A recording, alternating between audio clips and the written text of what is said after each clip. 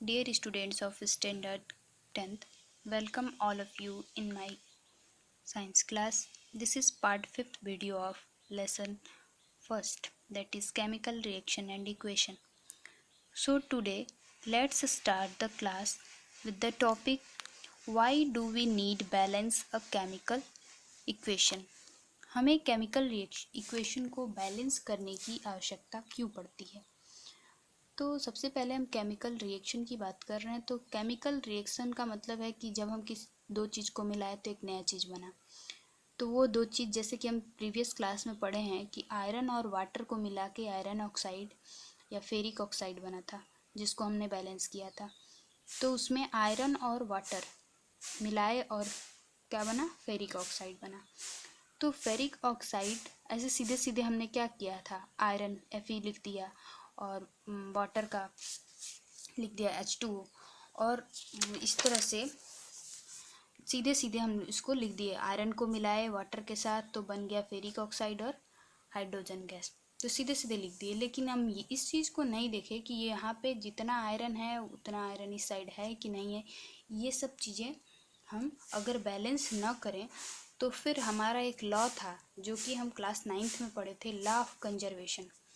मतलब जितनी चीज़ें यूज की जाती हैं वो नेक्स्ट स्टेप में क्या हो जाती हैं, कंजर्व हो जाती हैं। मतलब रिएक्टेंट में जो चीज़ें यूज होंगी वो कंजर्व हो जाएंगी, वो ना ही डिस्ट्रॉय होंगी और ना ही क्रिएट होंगी। कोई चीज़ किसी भी केमिकल रिएक्शन में ना ही कोई चीज़ बनता है और ना ही कोई चीज़ डिस्ट्रॉय होता है। तो लॉ ऑफ कंजर्वेशन कहता था, क्लास 9th में हमने पढ़ा था कि law of conservation of mass matter can neither be created nor destroyed. Matter can neither be created nor destroyed in a chemical reaction. तो मैटर, कोई भी मैटर नहीं किसी केमिकल रिएक्शन में बनता है, क्रिएट किया जाता है, नया बन जाता है, नहीं कोई केमिकल रिएक्शन में कोई कंपाउंड या कोई एलिमेंट या कुछ भी डिस्ट्रॉय होता है। तो ये लॉ अगर हम बैलेंस नहीं करेंगे केमिकल इक्वेशन को तो वो फेल हो जाएगा। तो so number of element involve in a chemical reaction should remain same at reactant product side. और इस तरह से हमें अब अगर हम किसी केमिकल इक्वेशन को बैलेंस कर देते हैं तो जो नंबर ऑफ एलिमेंट होते हैं वो इक्वल हो जाएंगे दोनों साइड में। तो अगर कोई पूछे कि हमें केमिकल इक्वेशन को बैलेंस करने की क्यों ज़रूरत पड़ती है, तो due to follow law of conservation of mass. तो अगर हम law of conservation of mass को फॉलो नहीं करेंगे तो फिर हमारा केमिकल रिएक्शन जो है वो सही नहीं होगा। तो इसलिए हम लोग केमिकल इक्वेशन को बैलेंस करते हैं। Now I am starting the topic that is types of chemical equation. Chemical equation या केमिकल रिएक्शन के कितने टाइप होते हैं? तो there are 5 types of chemical equation या केमिकल रिएक्शन। तो केमिकल रिएक्शन के 5 टाइप होते हैं। 5 टाइप कौन कौन से हैं वो अब हम पढ़ेंगे एक एक करके। What is this? तो there are 5 types of chemical equation, that is combination reaction, decomposition reaction, displacement reaction, double displacement reaction, oxidation and reduction reaction. The first is the combination reaction. By name it is confirmed that here compounds are combined to form product. It means the reaction in which two or more reactants combine to form single product. Combine से ही बना combination reaction। यहाँ पे दो reactant मिल करके product बनाते हैं, तो combine होकर के प्रोडक्ट बनाते हैं, इसलिए इस रिएक्शन का नाम पड़ गया कॉम्बिनेशन रिएक्शन। फॉर एग्जांपल देखेंगे बर्निंग ऑफ कोल। कोयले को जब हम जलाते हैं तो क्या करते हैं, कार्बन होता है कोयला, और कोयले में हम लोग ऑक्सीजन मिक्स करते हैं। जब जलाएंगे तो क्या होगा, ऑक्सीजन के प्रेजेंस में जलेगा, ऑक्सीजन साथ में जलेगा, तो कार्बन और ऑक्सीजन मिल करके क्या बना देते हैं, कार्बन डाइऑक्साइड। और इस तरह से जब कोयला जलाते हैं तो हमको कौन सा गैस वहाँ से रिलीज होता है, तो कार्बन डाइऑक्साइड गैस। इस तरह से बर्निंग ऑफ कोल जो है वो कॉम्बिनेशन रिएक्शन है। दूसरा फॉर्मेशन ऑफ वाटर। वाटर का फॉर्मेशन भी एक कॉम्बिनेशन रिएक्शन ही है, जहाँ पे H2 और O2 हाइड्रोजन गैस और ऑक्सीजन गैस दोनों ही मिलकर के वाटर बनाते हैं। तो हम अब कॉम्बिनेशन रिएक्शन को समझ गए। नेक्स्ट है डिकम्पोजिशन रिएक्शन। क्या है ये decomposition reaction? In this reaction a compound splits into 2 और more substances is called decomposition reaction. Decompose करना मतलब ब्रेक डाउन होना, ठीक है, इसका मतलब होता है टूटना। तो जब कोई रिएक्टेंट 2 भागों में टूट जाए, डिकम्पोज हो जाए, तो उस रिएक्शन को हम लोग कहते हैं डिकम्पोजिशन रिएक्शन। डिकम्पोजिशन रिएक्शन जो है वो तीन तरीके के होते हैं। The basis of the things that is decompose, on the basis of the things that decompose a reactant, decomposition reactions are of 3 types. तो thermal decomposition, electrolytic decomposition and photolytic decomposition. First है thermal decomposition. क्या है ये thermal decomposition? हम लोग पढ़ते हैं thermal decomposition. Word thermal means होता है क्या? हीट। थर्मल मतलब हीट से मतलब है कि जब कोई रिएक्टेंट हीट के प्रेजेंस में ब्रेक करता है तो उससे इस डिकम्पोजिशन रिएक्शन को हम लोग थर्मल डिकम्पोजिशन कहते हैं। When decomposition carried out by heating, जब कोई रिएक्टेंट गर्म करने से ब्रेक करके और 2 प्रोडक्ट बनाता है तो ऐसे डिकम्पोजिशन को हम लोग थर्मल डिकम्पोजिशन कहते हैं। जैसे यहाँ पे कैल्शियम कार्बोनेट है CaCO3 और ये बनाया है कैल्शियम ऑक्साइड और CO2 कार्बन डाइऑक्साइड।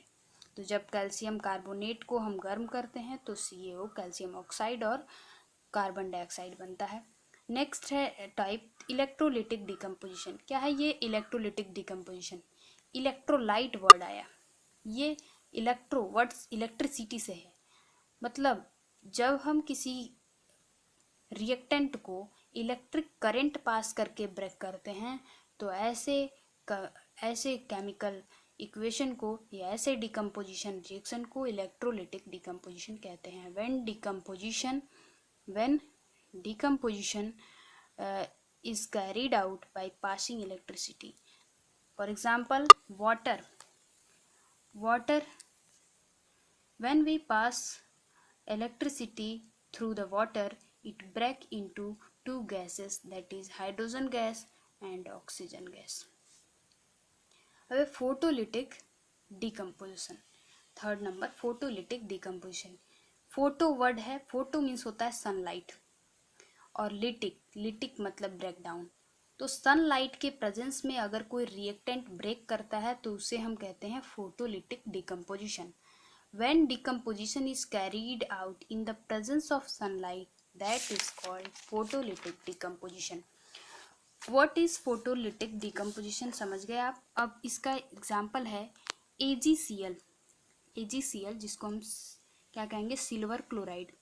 जब इसको सनलाइट के प्रेजेंस में छोड़ देते हैं तो इसमें से Ag और Cl2, Ag सिल्वर बच जाता है और Cl2 क्लोरीन गैस के फॉर्म में वहाँ से उड़ जाता है। तो इस तरह से ये रिएक्शन जो है फोटोलिटिक डिकम्पोजिशन को शो कर रहा है। Above reaction used in black and white photography.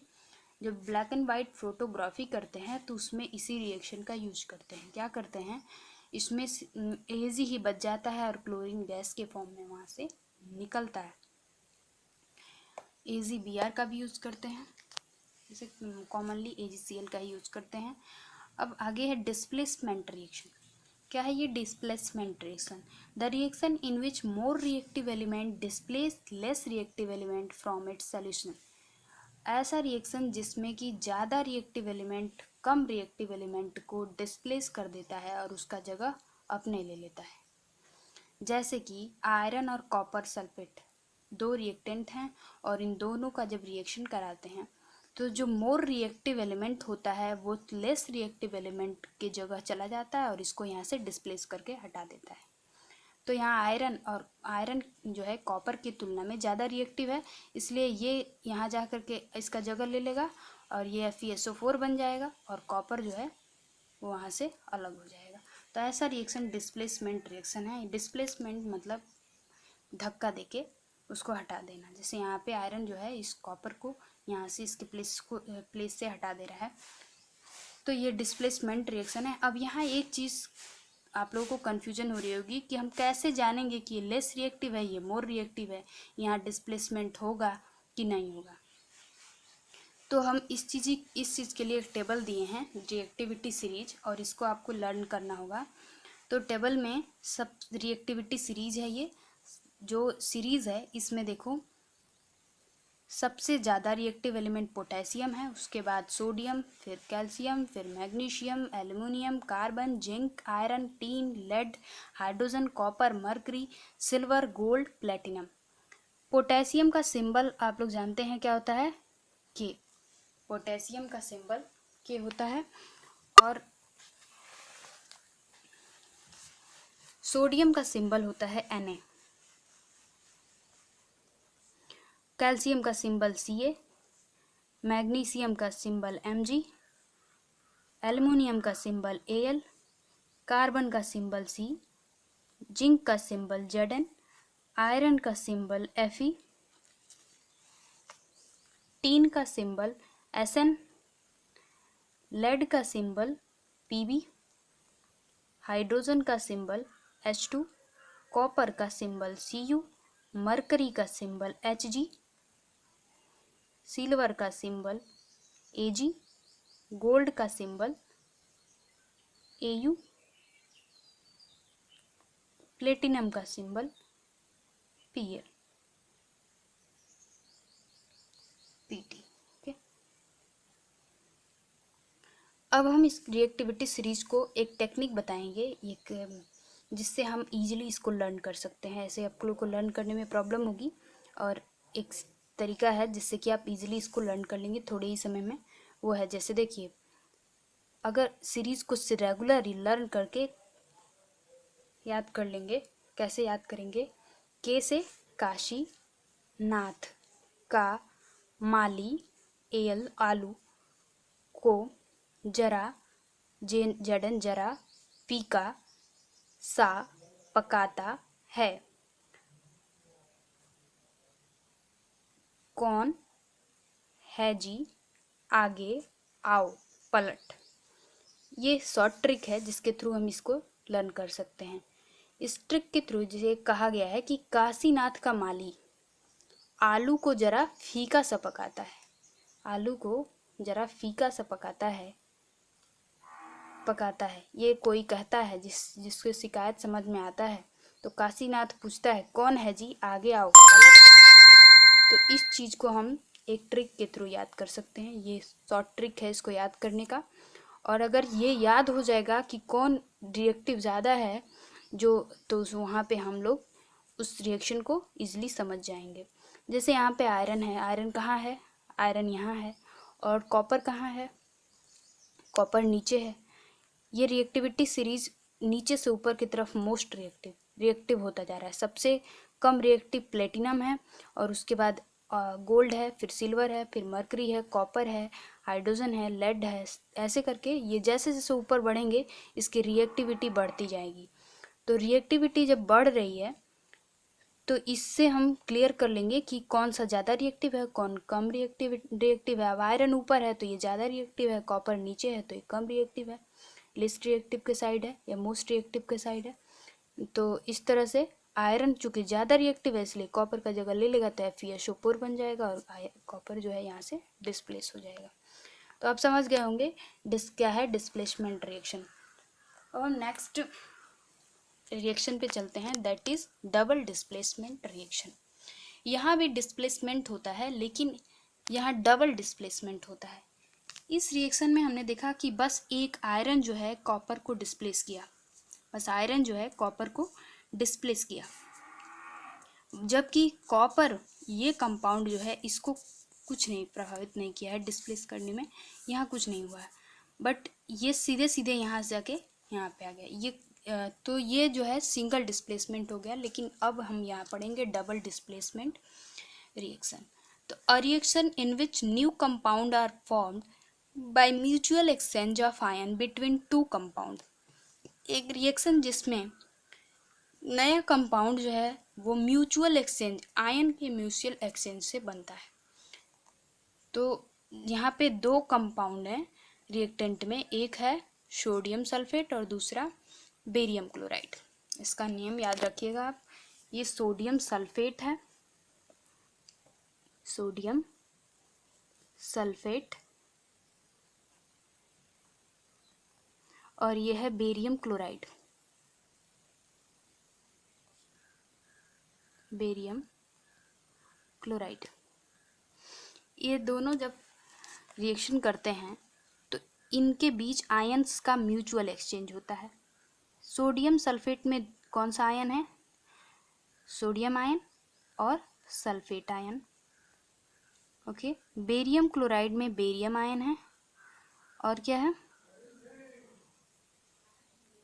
Chlorine ion है। ठीक, और उसी तरह जिससे बनने वाला प्रोडक्ट है वो क्या है? बेरियम सल्फेट और sodium chloride. Barium sulphate Ba, barium sulphate, barium पे डबल प्लस और सल्फेट पे डबल माइनस, जानते हो आप। Na पर सिंगल प्लस और क्लोरीन पे सिंगल माइनस। तो अब हम इसको म्यूचुअल एक्सचेंज को बताएंगे। क्या है म्यूचुअल एक्सचेंज? तो ये जो सोडियम प्लस और माइनस, जानते हो कोई भी कंपाउंड कब बनता है? उसमें एक दो आयन होते हैं, एक पॉजिटिव आयन और एक निगेटिव आयन। तो यहाँ पॉजिटिव आयन Na+ है और यहाँ पे निगेटिव आयन क्या है? क्लोरीन है। यानी रिएक्शन Na और Cl के बीच होगा और इसमें पॉजिटिव आयन Ba है और इसमें निगेटिव आयन SO4 है। तो Ba और SO4 मिलेगा, तो Ba और SO4 मिलेगा तो BaSO4 और NaCl, ये दोनों कम प्रोडक्ट बनेंगे। तो अब इस BaSO4 को हम क्या कहते हैं? नेम भी जान लीजिए, ये बेरियम सल्फेट है और ये है सोडियम क्लोराइड। अब देखो यहाँ पे एक चीज़ और है कि जब हम ये रिएक्शन कराएंगे तो जो BaSO4 है ये हमको प्रैक्टिकल लैब में अगर हम इसको करते हैं तो ये वाइट प्रेसिपिटेट के फॉर्म में, जो यहाँ पे जिस बीकर में इस रिएक्शन को कराएंगे, इन दोनों को मिलाएंगे Na2SO4 और BaCl2 को, तो जो NaCl है वो तो एक्वस फॉर्म में रहेगा घुला हुआ, बट जो BaSO4 है वो वाइट प्रेसिपिटेट के फॉर्म में, ये PPT क्या है? प्रेसिपिटेट है के फॉर्म में नीचे तली में बैठा रहेगा। तो इसे प्रेसिपिटेशन रिएक्शन का भी एग्जाम्पल है। मतलब यहाँ पे जो कंपाउंड है वो नीचे तली में बैठ जाता है प्रेसिपिटेट के फॉर्म में। तो आप समझ गए हैं कि डबल डिस्प्लेसमेंट रिएक्शन क्या है। डबल डिस्प्लेसमेंट में डिस्प्लेसमेंट दोनों तरफ से हो रहा है, यहाँ से भी एक आयन जा रहा है और इधर से भी एक आयन आ रहा है, म्यूचुअल एक्सचेंज हो रहा है। ये इसको एक दे रहा है तो ये भी इससे एक ले रहा है, तो यहाँ म्यूचुअल एक्सचेंज हो रहा है। लेकिन इस केस में हमने सिर्फ एक तरफ से एक्सचेंज देखा। डिस्प्लेसमेंट में आयरन बस यहाँ पे गया और इधर से कुछ नहीं इधर आया, इधर से कुछ नहीं आया, ये कुछ नहीं लिया है, जबकि ये सीधे सीधे अपने यहाँ पे पुटअप हो गया है। तो ये सिंगल डिस्प्लेसमेंट और यहाँ पे डबल डिस्प्लेसमेंट हो रहा है, म्यूचुअल एक्सचेंज हो रहा है। So it is double displacement reaction, आप समझ गए होंगे। अब नेक्स्ट है oxidation and reduction reaction. What is oxidation reaction? Oxidation reaction is the process in which addition of oxygen to substance, किसी भी सब्सटेंस से ऑक्सीजन का एडिशन होता है। The removal of hydrogen to substance, hydrogen from a substance, एक substance से hydrogen का removal भी होता है। तो या तो हाइड्रोजन का रिमूवल हो तो ऑक्सीडेशन कहलाएगा, या फिर ऑक्सीजन का एडिशन हो। तो ये दोनों ही ऑक्सीडेशन के केसेस होते हैं। तो इस एग्जाम्पल में हमने बताया है कि यहाँ पे ऑक्सीजन का एडिशन हुआ है, Cu में ऑक्सीजन ऐड किया, CuO बन गया, और इस तरह से यह ऑक्सीडेशन रिएक्शन है। अगर किसी कंपाउंड से ऑक्सीजन ऐड नहीं हो रहा है, हाइड्रोजन रिमूव हो रहा है, तो वो भी ऑक्सीडेशन रिडक्शन में ही आता है। और रिडक्शन रिएक्शन क्या है? रिडक्शन रिएक्शन में जब हाइड्रोजन का एडिशन हो और ऑक्सीजन का रिमूवल हो, just opposite to the oxidation reaction. If hydrogen is added to a substance, it is called reduction, or if oxygen is removed from a substance, then it is also called reduction. तो यहाँ पे hydrogen add हुआ और ये बन गया calcium hydride, calcium और hydrogen दोनों ऐड होकर के, और क्या हो गया? कैल्शियम हाइड्राइड बन गया। यहाँ हाइड्रोजन का एडिशन हो रहा है, so it is reduction reaction. यहाँ ऑक्सीजन का एडिशन हो रहा है, इसलिए ऑक्सीडेशन रिएक्शन। अब नेक्स्ट आते हैं रिडॉक्स रिएक्शन पे। यहाँ पे दोनों आ गए, रिडॉक्स, रेड मतलब रिडक्शन और ऑक्स मतलब ऑक्सीडेशन। ऐसा रिएक्शन जिसमें रिडक्शन भी हो रहा हो और ऑक्सीडेशन भी हो रहा हो, तो ऐसे रिएक्शन को रिडॉक्स रिएक्शन कह रहे हैं। The reaction in which both reduction and oxidation takes place called redox reaction. For example